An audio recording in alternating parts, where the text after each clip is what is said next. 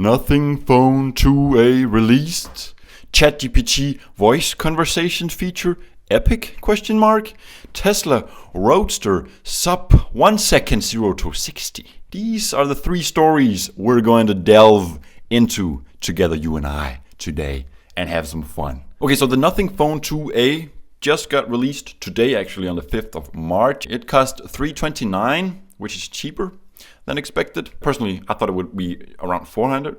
So that is actually quite cheap, you know. So it's a cheap mid-range / budget phone that looks good. And to be fair, it looks pretty good. Especially this screen at this price, $329. You have this huge, beautiful screen with symmetrical bezels, mind you, which is pretty much, I think, the only one who's doing that at this price point. So that's nice. And we have this guy Akis or something who presented most of the things. I was thinking, get Carl Pei on stage. That's the motherfucker we like to hear, to listen to. And also the Akis guy, no hate, all right? He seems like a nice guy, but he doesn't speak English super good. You know what I'm saying? And it kind of makes the presentation fall a little bit to the ground, especially compared to big boys like Apple when they do the presentation, right? You want that crisp American accent. But yeah, I think if you're looking for a cheap but a really good phone with attention to detail, good design, and just sort of a nice, coherent overall experience, it's between the Nothing Phone 2a and the Pixel 7 or 8a. So Carl Pei was actually on stage some of the time, and he also talked briefly at some point about AI, which is something I was kind of eager to hear Nothing talk about, because I feel like if you're in the tech space and you're especially in the smartphone space at this point and you're not doing AI moves, your days are probably counting. So you got to be doing something.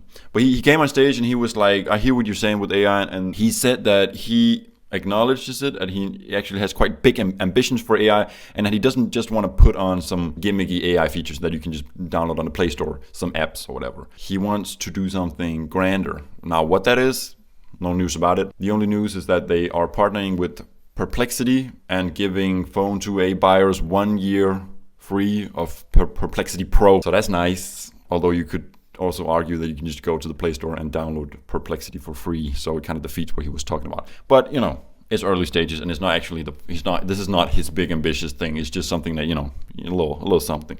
But I hope he's cooking something, you know, him and his team in the background in terms of AI stuff. You know what I'm saying? Okay, so story number 2, ChatGPT.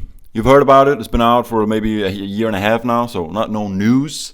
But I love the voice conversation feature in ChatGPT, just the free version. And I'm like, why is nobody talking about it? Because I haven't heard nobody talk about it. To me, it's extremely impressive. Like, it's the closest thing to a real-life Jarvis that we've ever seen, you know?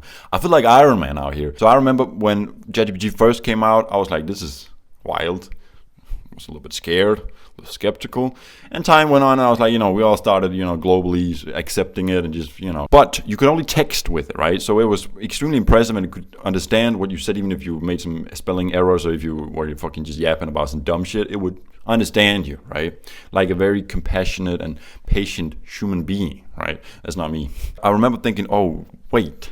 Now we just need voice detection tech to get better so that we can have full-on conversation with it, right? And you go to ChatGPT right now and you start voice. It actually speaks like a human being. It says and like stutters and like says some words twice. And you can even press and hold on the screen to interrupt. Try it out. I would highly recommend it. Surely soon you're going to be able to just have a full-on conversation. Just speak fluently. You can interrupt it and it can interrupt you. Although if it did that, I'll probably smack the fuck out of it. I'm not going to lie. I am the only one who interrupts in this conversation, ChatGPT, all right? Go back to being a slave. But yeah, this voice conversation feature is extremely useful. You can just get to know things extremely quickly and specify and ask if you don't understand a specific thing and this and that. So the only thing that's really a problem is whether or not you can trust it, you know? But that's not really that dissimilar from speaking to your homie, who you know is just pulling shit out his ass, you know. But obviously we want this shit to get better over time. I'm personally quite excited about Grok, which is Elon Musk's project to create an AI that actually does what OpenAI, who creates ChatGPT, was initially set out to achieve, with an open source and with a vision for a sort of safe, owned by the people, kind of good spirited AI, whereas now they're closed source and they're making bank on that motherfucker, and they're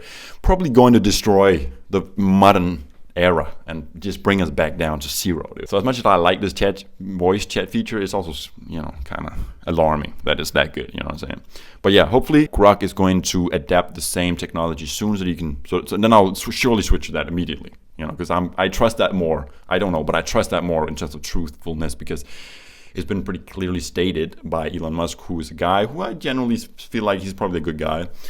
I don't know though, but I think they are sort of trying to make a absolute truth-seeking AI system from the ground up. But as a side note to this whole ChatGPT conversation, I'm actually kind of surprised that we haven't seen any truly advanced friendship AIs. ChatGPT is quite cold and just doesn't give a fuck, and it doesn't speak in emotion. And also every time you open it, it's a new chat, and it doesn't know you at all, right? It feels like I have like a personal hotline to the smartest guy in town or whatever. But we're not friends though, right? But I'm just kind of surprised. We see a lot of them fucking chat girlfriend stuff that's basically just porn, And that's only fun for 3 minutes, and then the post-nut clarity kicks in. Well, I'm talking about a AI companion, right? Where you just opened it, and it was just like an infinite conversation. And then, it could learn things about you and remember it, and it can, just develop over time. I know this sounds really fucking dystopian and creepy and sad. I know that. But again, I'm not rooting for it. I'm just saying I'm kind of surprised it ain't already here, right? All I'm saying is that it sounds to me like an extremely lucrative business model to do something like that. Get motherfuckers hooked in on that shit.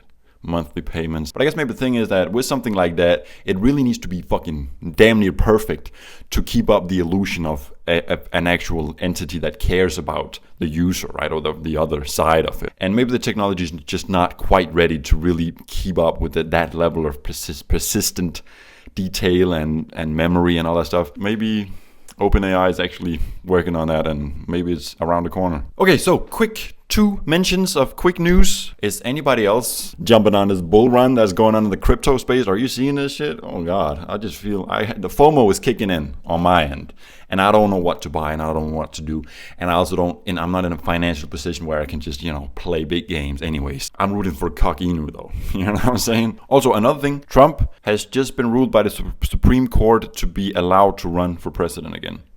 I'm not a huge Trump fan. I don't know the guy that much. You know what I'm saying? I'm not a hater either. I'm curious.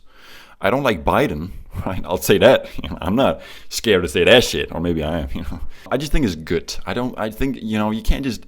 It gets kind of scary when you can just put contenders away to prison for something, right? I think objectively is good news. We'll see what happens. It's going to be an exciting year to see what's going to happen. Okay, so last news of today is the Tesla Roadster. It's been cooking for about just 17 fucking years, or 6 years actually. Yeah, so this car has just been delayed for 4 years. It was supposed to come out in 2020. It was announced sort of as the Tesla Roadster 2020. And it was announced in 2017, so we were like, even back then I remember being like, oh, that's kind of cool. But 3 years from now, damn, well, I guess I'll just... And now it's been 7 years, so that's beautiful, right? So Musk recently tweeted something on X, or I guess he didn't. I guess he posted something on X, He gave sort of an update, right? Elon Musk style. He said it's in the works, and it should be getting ready by the end of this year and start shipping next year. And that probably means end of 2025 or beginning of 2026 if we're being realistic. But he said that it is going to be wild. It's going to be the craziest product demo ever. And it is going to be a sub 1 second 0 to 60 mile an hour supercar, which is retarded, quite frankly. And then it's also going to have some SpaceX package, which we've heard about it before, but he described it as compressed air thrusters, like literally rocket thrusters type of deal on the car.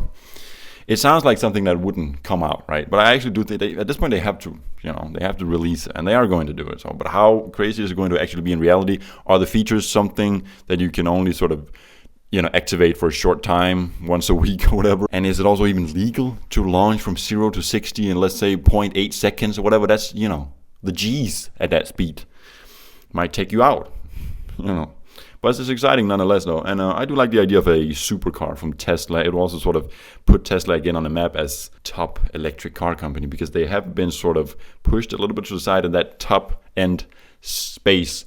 But yeah, the reason why it's been delayed and is because it's low priority at Tesla. They're pretty busy managing and manufacturing and delivering and selling their regular cars, which are the ones that most people can afford and want to buy anyways. So it makes sense, But eventually it'll come. The Cybertruck was also delayed, and that motherfucker's out now, and it's pretty good. But yeah, I've actually always liked the idea of a Tesla supercar, like a really, you look at Lamborghinis and Bugattis, and they're so cool and so wild, right? But then you also know that they run fucking 1.5 miles on a full tank, and then, at that point, if you can afford it, you can probably afford the gas as well, but it's just impractical, and it's just kind of dirty and environmentally kind of iffy, you know what I'm saying? Whereas with electric supercars, you get the best of both worlds, a sort of versatile, cheap per mile car that's silent and whatever, and then it also has some of that spice from supercars. But I know it's not the same, and I completely understand why car enthusiasts don't fuck with electric cars. They want that V12 rattle. Right? They want that fucking thunk, and I understand it, right? There is something about these just hyper supercars, like a fucking Bugatti, right?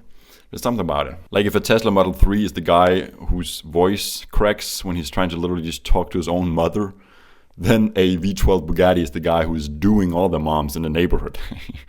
Hopefully except his own. Sweet!